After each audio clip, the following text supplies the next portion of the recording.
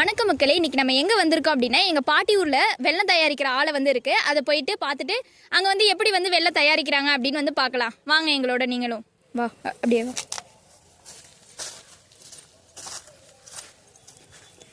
பார்த்தீங்கனாலே தெரியும், எங்கள் பாட்டி ஊரில் வந்து நிறைய இடத்துல வந்து கரும்பு தான் போட்டிருக்காங்க. பாருங்கள், கரும்பு தான் போட்டிருக்காங்க.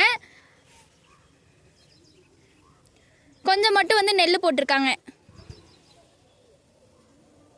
வாங்க பார்க்கலாம். வா வா, அப்படியே நடந்துக்கிட்டே. அப்படியே நெல்லுங்க பெரு, கரும்பு பெரு, கரும்பு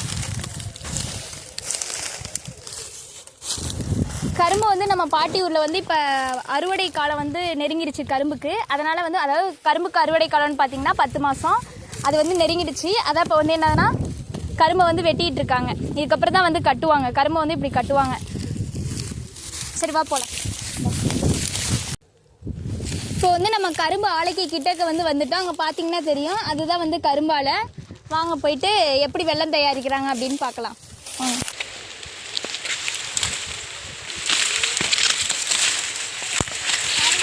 நெல் போட்டிருக்காங்க, அங்கே வந்து கரும்பு போட்டிருக்காங்க. இந்த கரும்பை வெட்டி தான் வந்து அந்த ஆலைக்கு கொண்டு போய் வெல்லம் வந்து தயாரிப்பாங்க. வாங்க பார்க்கலாம் எப்படின்னு.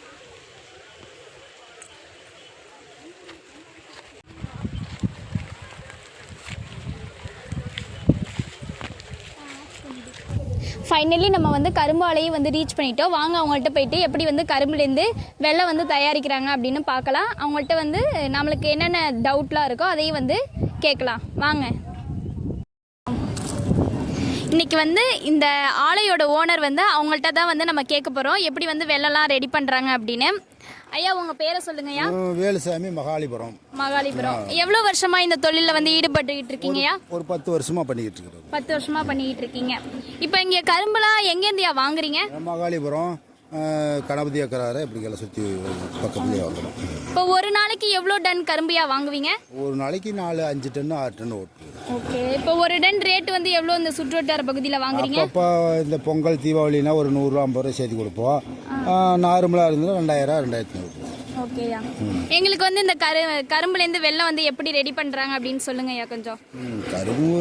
கரும்பை கிரசலில் புழிஞ்சு கொப்பரையில் விட்டு கொப்பரையில் இந்த சக்கையெல்லாம் வச்சு காய வச்சு எரிச்சோம்னா பண்ணிக்கிறது அப்படி. சரிங்க, அப்படியே பார்க்கலாமாயா? பாருங்க. நீங்களும்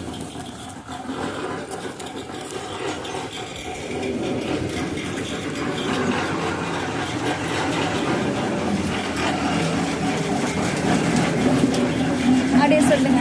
இது மாதிரி கரும்பு எடுத்து அப்படியே பிழிஞ்சு அந்த சாரை வந்து நேராக டைரெக்டாக பம்பு மூலியமாக கொப்பரைக்கு போயிடும். அப்புறம் கொப்பரைக்கு போனோடனே புல்லு, அதாவது 1 டன் பால் போடுவோம்.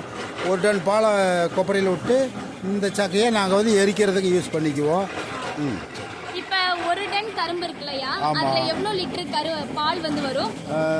அதாவது ஒரு 90 கிலோவிலேருந்து 100 கிலோ வரைக்கும் வரும் வெல்லம் வரும். இப்போ லிட்டர் பாலை நாங்கள் அளக்க மாட்டோம், அது வெல்லத்தை தான் நாங்கள் கரெக்ட் பண்ணுவோம்.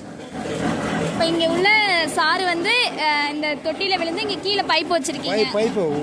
பைப்பு மூலியமாக பம்பு மூலியமாக போகும். ஓகே. இந்த கோதை தான் வந்து நீங்கள் எரிக்கிறதுக்கு யூஸ் பண்ணுறோம். ஆமாம். காஞ்சதுக்கு அப்புறம் எவ்வளோ நாளையா காய வைப்பீங்க? இது வெயில் அடிக்கிற பொறுத்தாலும் இருக்குது. ஒரு 8 மணி நேரத்துலையும் காய் 2 நாளைக்கு கூட காயிற மாதிரி இருக்கும். சரிங்க. சரி, இப்போ இந்த சார் வந்து எங்கே போகுது அப்படின்னு எங்களுக்கு கொஞ்சம் நேரம் ஒரு ட்ரம் வழியாக போகும்.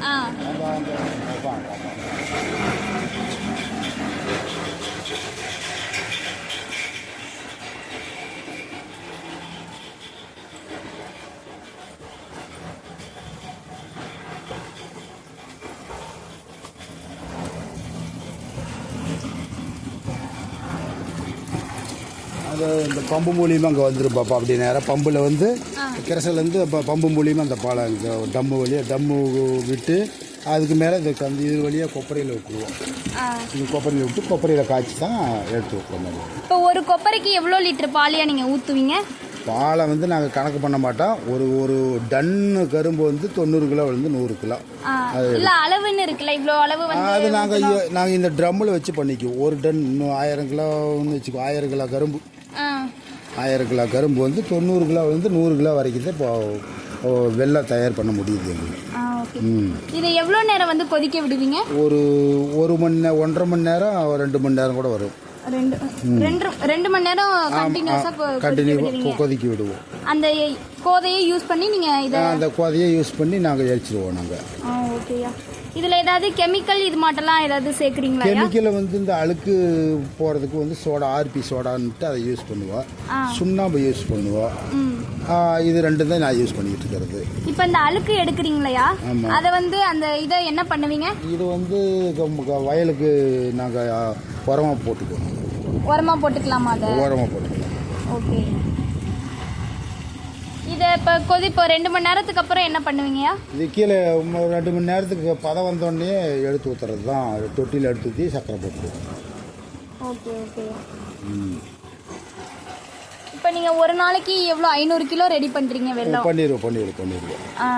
இப்போ உங்கள்கிட்ட வேலையாட்கள் வந்து இப்போ எவ்வளோ வருஷமாக வேலை பார்க்குறாங்க? மாறி வர்றாங்க. நாங்கள் ஒரு 10 வருஷமாக பண்ணிக்கிட்டு இருக்கிறோம்.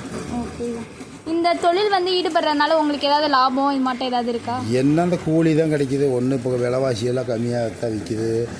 வெள்ளமெல்லாம் அதிகமாக விற்கல. இப்போ பொங்கலுக்கெல்லாம் நல்லா விற்றுக்கிட்டு இருந்தது, இப்போ கம்மியாக தான் விற்கிது. பொங்கல் வர டைம் பார்த்து கம்மியாகிடுச்சு. ஆமாம், கம்மியாகிடுச்சு. அது இப்போ உற்பத்தி நிறையா இருந்ததுன்னா கம்மியாகிடும், ஆட்டோமேட்டிக்காக கம்மியாகிடும். Okay okay.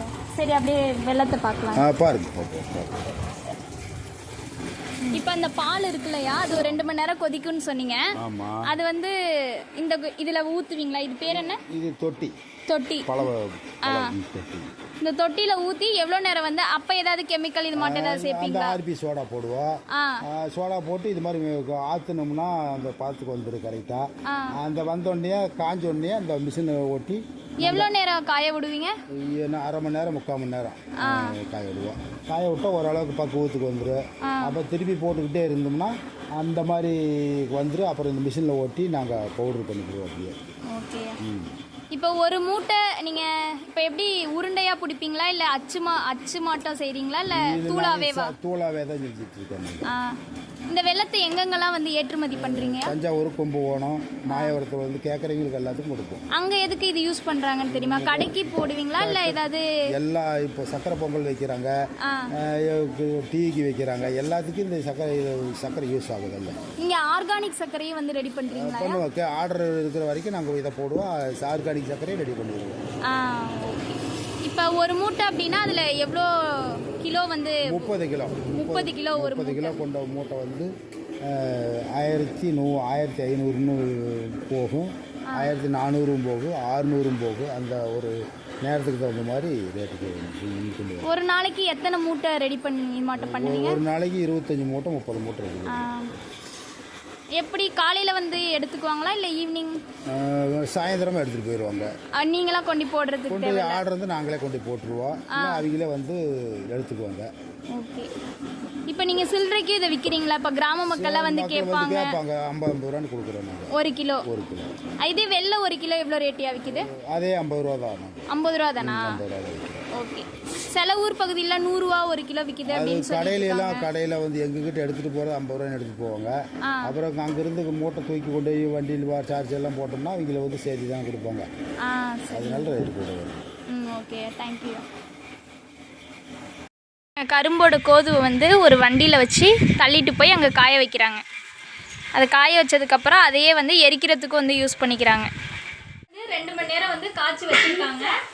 அங்கே வந்து பார்த்தீங்க அப்படின்னா வெள்ளத்தையும் வந்து அள்ளிட்டாங்க. இப்போ என்ன பண்ணுறாங்க அப்படின்னா, அங்கே ஒரு ஹூக்கு தெரியுது பார்த்தீங்களா, அந்த ஹூக்கை வந்து இந்த கொப்பரை இருக்குல்ல, அந்த கொப்பரையில் வந்து ஒரு வானசட்டி மாட்டம் இருக்குல்ல, அதில் போட்டுட்டு இழுப்பாங்க. அந்த கயிறு மூலமா இழுத்துட்டு இந்த பால் எல்லாம் வந்து போயிடும்.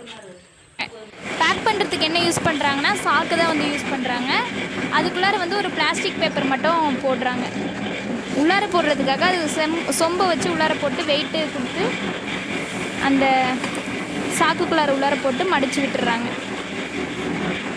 இங்கே பார்த்தீங்க அப்படின்னா அந்த சாக்கில் வந்து பிளாஸ்டிக் ஷீட் வந்து கவர் பண்ணியிருக்காங்க, உள்ளார வந்து வச்சுருக்காங்க. இப்போ வந்து தூள் வெள்ளத்தை வந்து உள்ளார வந்து ஃபில் பண்ணுறாங்க. இப்போ ஒரு சாக்குக்கு வந்து எவ்வளோ ஃபில் பண்ணுறாங்க அப்படின்னா 30 கிலோ வந்து ஃபில் பண்ணுறாங்க. ஃபில் பண்ணதுக்கப்புறம் அந்த சாக்கை வந்து தச்சிடுவாங்களாம். மூட்டையிலேருந்து வெல்லம் ரெடி பண்ணி அவங்க மூட்டையில் வந்து ஃபில் பண்ணப்போ எத்தனை மூட்டை வந்தது அப்படின்னு பார்த்தீங்கன்னா ஒரு 9 மூட்டை அளவுக்கு வந்தது. அவங்க வெயிட் எடுக்கிறாங்க. ஒரு மூட்டைக்கு வந்து 30 கிலோ வந்து ஃபில் பண்ணுறாங்க. ஒரு மூட்டை மட்டும் வேணும் அப்படின்னு சொல்கிறாங்க. தச்சு எடுத்துட வேண்டியதான். இப்போ வந்து ஒரு கம்மி பண்ணி தருவீங்களா இங்கே வரவங்களுக்கு? கம்மி, ஓகே. இப்போ வந்து இங்கே வேலை செய்கிறவங்கள்ட்ட வந்து கேட்போம் எவ்வளோ வருஷமாக இங்கே வேலை பார்க்குறாங்க அப்படின்னு. அவங்களோட அனுபவத்தையும் வந்து கேட்போம். பாட்டி சொல்லுப்பா. இந்த கொட்டாயில் வந்து எவ்வளோ வருஷமாக வந்து வேலை பார்க்குறீங்க? 10 வருஷமாக வேலை செய்கிறப்பா. இப்போ பக்கத்து ஊரா பாட்டி இல்லை உங்கள் ஊர் என்ன பாட்டி? எங்கள் ஊரே தான் துளசேந்திரபுரம். துளசேந்திரபுரம். இது வந்து மாகாளிபுரத்தில் இருக்குது. இது மாகாளி. அதுக்கும் இதுக்கு எவ்வளோ டிஸ்டன்ஸ் பாட்டி இருக்கும்? எவ்வளோ தூரம் நடந்து வருவீங்களா எப்படி? நடந்து தான் வருவோம். 1 மைல் இருக்கும். எப்போ எத்தனை மணிக்கு காலையில் வருவீங்க? 9 மணிக்கு. போகிறப்ப 6 மணி ஆகிடும். அப்போ சம்பளம் ஒரு 10 வருஷத்துக்கு முன்னாடி எவ்வளோ பாட்டி கொடுத்தாங்க? 80 ரூபா செஞ்சப்பா. இப்போ 400 ரூபா. 400 ரூபா. ஓகே. இப்போ இது மட்டும் பொங்கல் தீபாவளி ஏதாவது அதெல்லாம் கொடுப்பாங்க. புடவெல்லாம் எடுத்து கொடுப்பாங்க. எல்லாம் செய்வாங்க. இங்கேயே சாப்பாடுலாம்? மத்தியான சாப்பாடு இங்கே, காலையில் டீ, சாயந்தரம் டீ. ஓகே பாட்டி. இப்போ இதுதான் உங்களோட வாழ்வாதாரமாகவே இருக்கு. இங்கே வேலை பார்க்குறதுனால தான் நீங்கள் உங்கள் குடும்பத்தை ஓட்டுறோம். ஓகே பாட்டி. சரிங்க பாட்டி. சரிப்பா. நன்றி பாட்டி. அப்படியே வெள்ளம் வந்து சாப்பிட்டு பார்த்தோன்னா நல்லாவே இருக்கு. இயற்கை முறையில் தான் பண்ணுறாங்க. எந்த கெமிக்கலும் வந்து இன்க்ளூட் பண்ண ஒன்று சோடா மட்டும்தான் சேர்க்குறாங்க. அதுவும் அழுக்கு எடுக்கிறதுக்கு தான் சோடா வந்து சேர்க்குறாங்க. வாங்க ஆர்டர் பண்ணுங்கள். கீழே டிஸ்கிரிப்ஷனில் வந்து கான்டாக்ட் நம்பர் கொடுத்துருக்கேன். உங்களுக்கு வெள்ளம் வந்து ஹோல்சேலில் வேணும் அப்படின்னா இந்த கரும்பாடையை வந்து அணுகுங்க. இப்போ வந்து பார்த்தீங்க அப்படின்னா கரும்பு சாறுலேருந்து எப்படி வந்து வெள்ளம் வந்து தயாரிக்கிறாங்க அப்படின்னு பார்த்துருப்போம். நீங்களும் பார்த்துருப்பீங்கன்னு நம்புகிறேன். இது மட்டும் வந்து விவசாயம் தொடர்பாகவும் அது தொடர்பான கருவிகளும் தெரியணும் அப்படின்னா நம்ம சேனலை லைக் பண்ணுங்கள், ஷேர் பண்ணுங்கள், மறக்காமல் சப்ஸ்கிரைப் பண்ணுங்கள். உங்களிடமிருந்து விடைபெறுவது அக்ரி மாணவி.